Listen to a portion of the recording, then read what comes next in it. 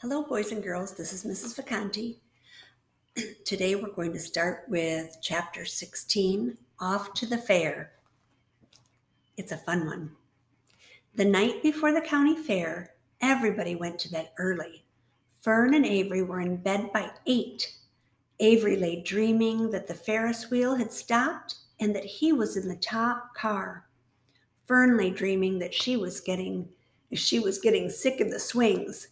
Lurvy was in bed by 8:30. He lay dreaming that he was throwing baseballs at a cloth cat and winning a genuine Navajo blanket.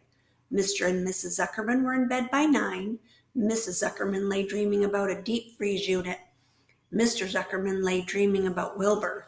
He dreamt that Wilbur had grown until he was 116 feet long and 92 feet high, and that he had won all the prizes at the fair and was covered with blue ribbons, and even had a blue ribbon tied to the end of his tail. Down in the barn cellar, the animals too went to sleep early. All except Charlotte. Tomorrow would be fair day. Every creature planned to get up early to see Wilbur off on his great adventure. When morning came, everybody got up at daylight. The day was hot. Up the road at the Arable's house, Fern lugged a pail of hot water to her room and took a sponge bath. Then she put on her prettiest dress because she knew she would see boys at the fair.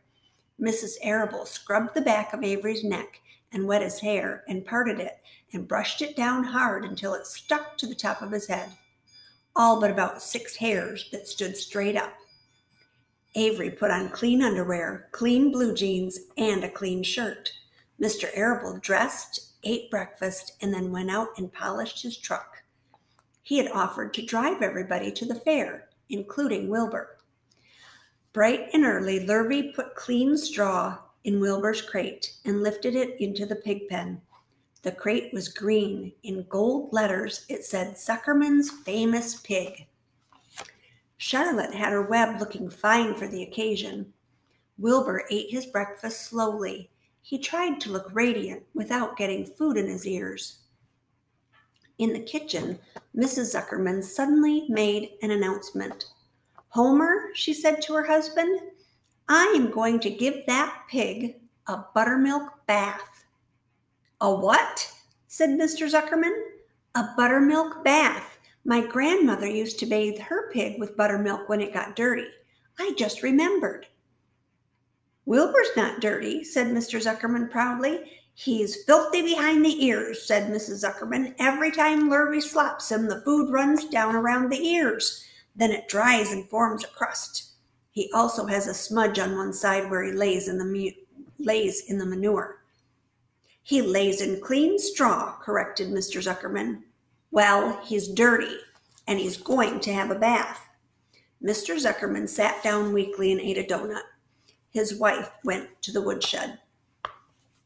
When she returned, she wore rubber boots and an old raincoat, and she carried a bucket of buttermilk and a small wooden paddle. "Edith, you're crazy," mumbled Zuckerman, but she paid no attention to him. Together they walked to the pig pen.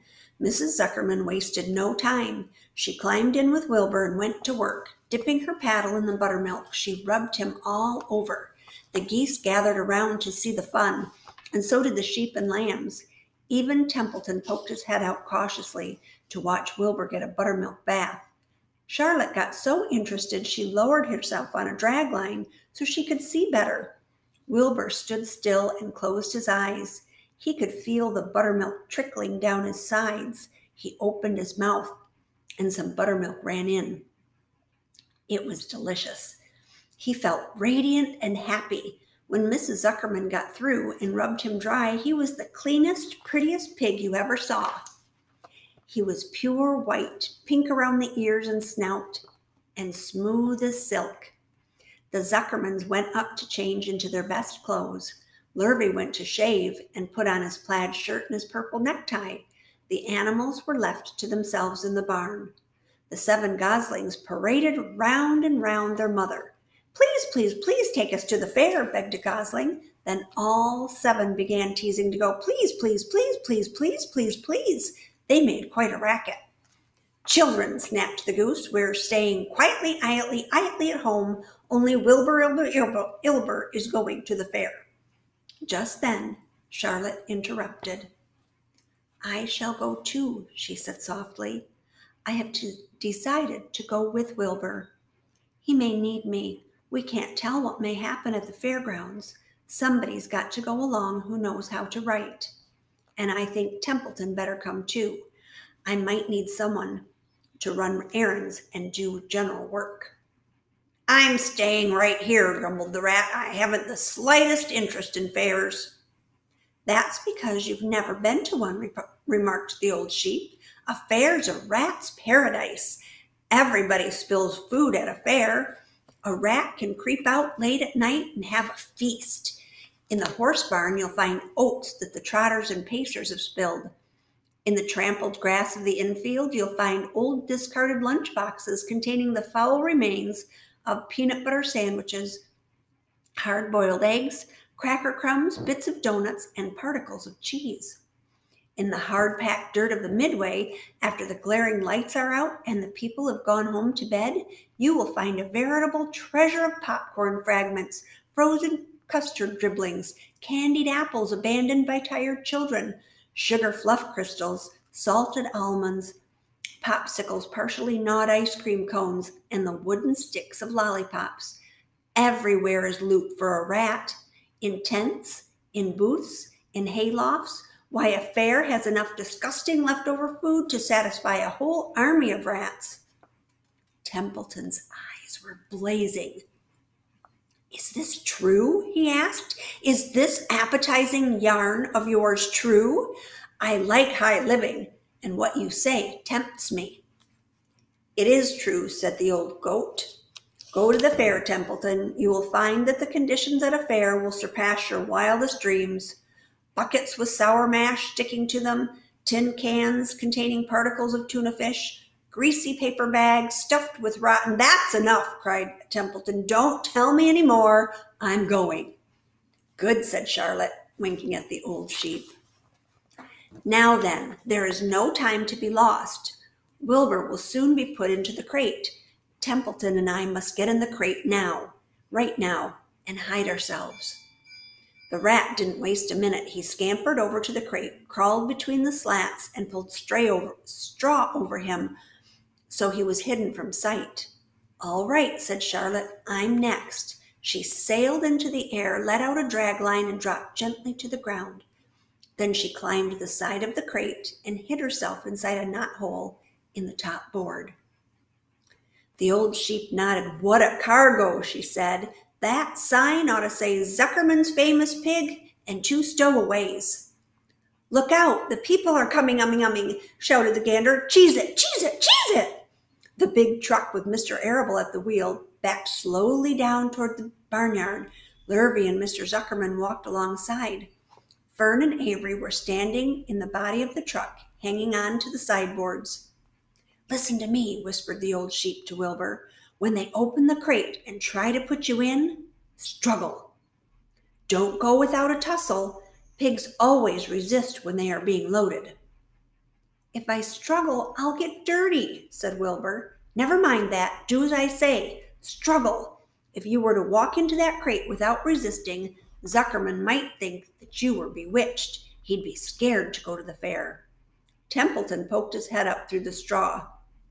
"Struggle if you must," he said, "but kindly remember I'm hiding down here in this crate, and I don't want to be stepped on or kicked in the face or pummeled or crushed in any way, or squashed or buffeted about or bruised or lacerated or scarred or biffed.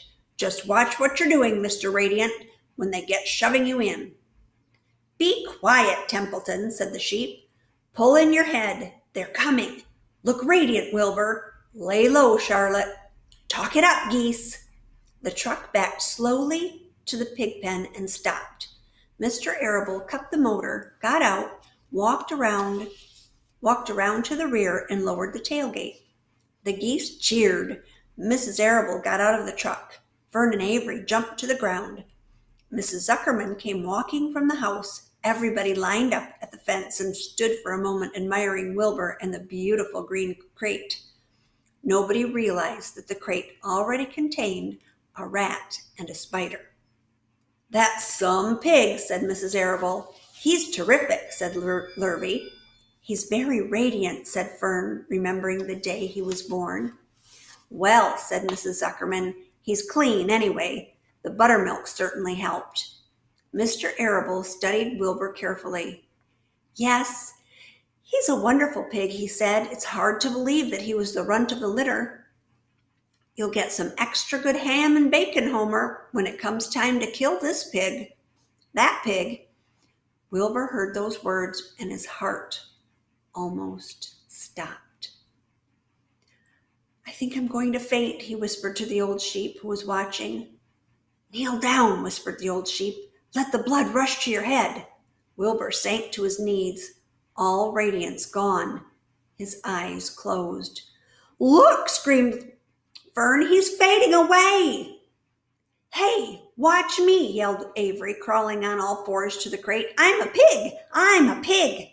Avery's foot touched Templeton under the straw. "What a mess," thought the rat. "What fantastic creatures boys are. Why did I let myself in for this?" The geese saw Avery in the crate and cheered. "Avery, you get out of that crate this instant," commanded his mother. "What do you think you are?" "I'm a pig," cried Avery, tossing handfuls of straw into the air. "Oink, oink, oink." "The truck is rolling away, Papa," said Fern. The truck, with no one at the wheel, had started to run downhill. Mr. Arable dashed to the driver's seat and pulled on the emergency brake. The truck stopped. The geese cheered. Charlotte crouched and made herself as small as possible in the knothole so Avery wouldn't see her.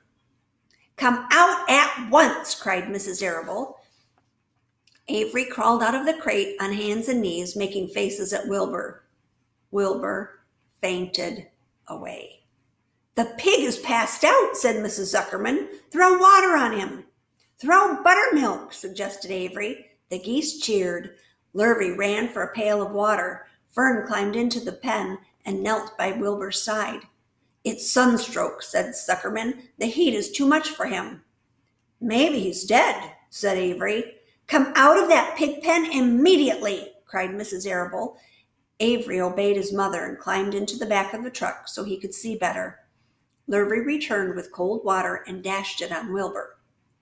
"Throw some on me," cried Avery. "I'm hot too." "Oh, keep quiet," hollered Fern. "Keep quiet." Her eyes were brimming with tears. Wilbur, feeling the cold water, came to. He rose slowly to his feet while the geese cheered. "He's up," said Mr. Arable. "I guess there's nothing wrong with him." "I'm hungry," said Avery. "I want a candied apple." "Wilbur's all right now," said Fern. "We can start. I want to take a ride in the Ferris wheel."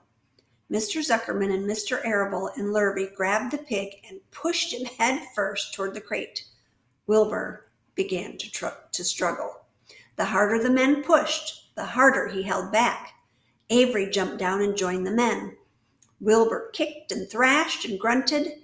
"Nothing wrong with this pig," said Mr. Zuckerman cheerfully, pressing his knees against Wilbur's behind. "All together now, boys. Shove."